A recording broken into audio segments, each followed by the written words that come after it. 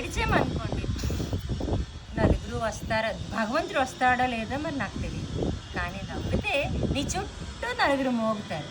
ఆ నలుగురు కూడా నీతో నవ్వుతూ నిన్ను ఎటకారం చేస్తూ మాత్రం కాస్తసేపు నీతో ఉల్లాసంగా ఉండి మీరు నవ్విస్తారు, నలుగురికి బాగుంది అని అంటారు.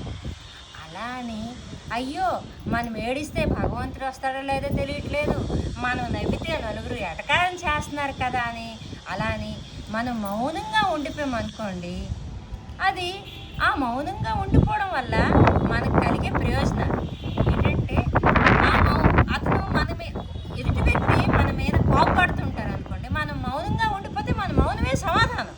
కానీ ఆ కోపం మీద సమాధానం ఇచ్చి మనం ఎందుకు శిక్షించుకోవాలి?